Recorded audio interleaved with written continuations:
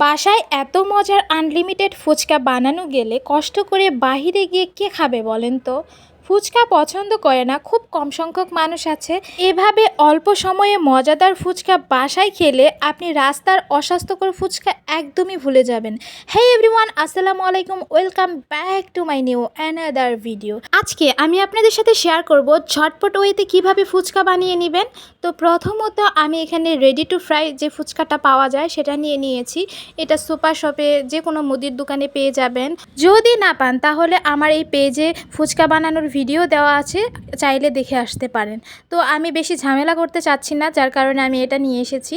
আর এটাতে বেশ পরিমাণে থাকে, 110 টাকার মতো নিয়েছিল। কিন্তু আমি যেহেতু একা খাই, খুব বেশি লাগে না, অনেক দিনই খেতে পারবো।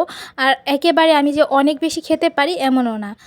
আমার অনেক বেশি পছন্দ ফুচকা, কিন্তু খুব বেশি যে একবারে আনলিমিটেড অনেক বেশি খেতে পারবো এরকম না। তো এখানে আমি দেখছিলাম যে এখানে বেশ পরিমাণে আছে, তো আমি খুব বেশি পরিমাণে ভাজবো না, কারণ হচ্ছে আমি একা খাবো, যার কারণে। তো এই ফুচকাগুলো দেখলাম বেশ মোটা, কিন্তু এটা আসলে কীরকম হবে সেটা হচ্ছে দেখার পালা।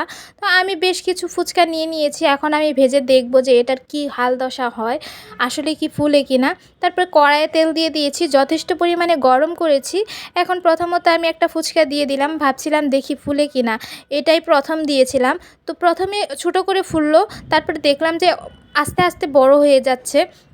যাই হোক, ফুচকাগুলো অনেক বেশি ভালো ছিল। তারপর আমি সবগুলো এইভাবে ভেজে নিয়েছি। তবে আমি একটা জিনিস খেয়াল করলাম, কিছু কিছু একটু ছোট ছোট হয়েছে, কিছু বড় হয়েছে, আমি বুঝলাম না কেন। যাই হোক, আমার ফুচকা তো একদমই রেডি। এইভাবে আমি ভেজে নিয়েছি, আর এটা একদমই মুচমুচে ছিল। আজকের ফুচকাটার টেস্ট মাশাআল্লাহ অনেক বেশি ভালো ছিল। আমি খুব ঝটপট ওয়েতে বানিয়েছি, কিন্তু খেতে কিন্তু খুবই মজা ছিল। আর আমি যেই ওয়েতে টকটা বানাই সেটা আরও বেশি মজা হয়। খুব ঝামেলাহীনভাবে বানাই, কিন্তু খেতে খুবই ভালো হয়। তো এখানে আমি কিছুটা টক নিয়ে নিয়েছি, তেঁতুল নিয়ে নিয়েছি, এটা পানিতে গুলিয়ে নিচ্ছি। আর আমি যেহেতু একটু পাতলা টক খেতে পছন্দ করি, যার কারণে আমি একটু পাতলাই করে নিয়েছি। তারপর লবণ, চিনি দিয়ে দিয়েছি, তারপর শুকনা মরিচ ভেজে সেটার গুঁড়া দিয়ে দিয়েছি, আর দিয়েছি চটপটির মশলা। এটা অবশ্যই দিবেন। আর যেটা সবচেয়ে বেশি ভালো লেগেছে আমার, এই লেবুটা দেওয়ার ফলে টকের টেস্টটা একদমই চেঞ্জ হয়ে যায়, আর খেতে অনেক বেশি ভালো হয়। এদিক দিয়ে আমার টকটা রেডি। আর এখানে আমি যে ডাবলি বোর্ড চটপটির ডালটা, সেটা আমি কিছুদিন আগে এটা আমি প্রেশার কুকারে কুক করে নিয়েছিলাম। আর প্রেশার কুকারে করলে অনেক বেশি ভালো হয়। এখানে কিন্তু আলুও আছে, যার কারণে আমি জাস্ট একটু গরম করে নিচ্ছি।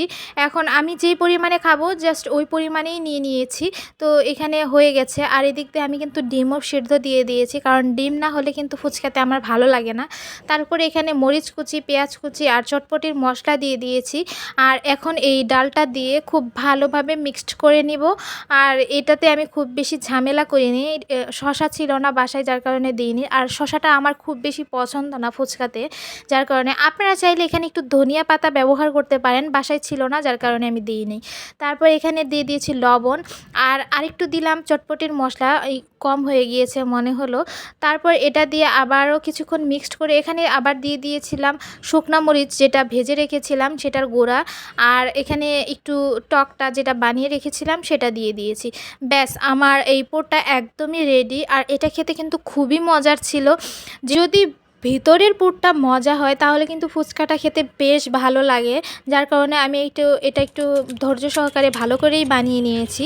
কিন্তু এটা খুবই ঝটপট ওয়েতে আমার হয়েছে, কিন্তু এত মজার ফুচকা বাসায় হবে জানলে আমি আর বাইরে যেয়ে ফুচকা খেতাম না। যাই হোক, এদিক দিয়ে এই ফুচকাগুলো এত মুচমুচে, মানে দেখেই বুঝতে পারছেন যে কতটা মুচমুচে। আর এটা খেতে কিন্তু খুবই ভালো লেগেছে আমার।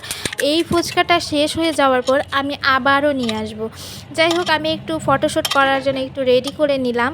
দেখতে কিন্তু খুবই লোভনীয় লাগছে, কিন্তু খেতে আরও বেশি মজার ছিল।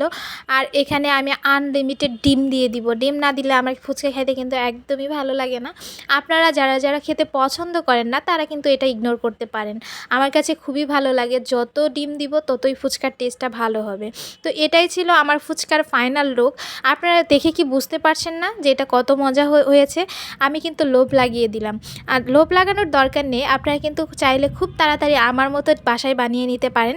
তো এটাই ছিল আমার আজকের ভিডিও। কেমন লাগলো অবশ্যই কিন্তু লাইক, কমেন্ট, শেয়ার করতে ভুলবেন না। সবাই অনেক বেশি ভালো থাকবেন, সুস্থ থাকবেন। আজ এই পর্যন্ত। আল্লাহ হাফেজ।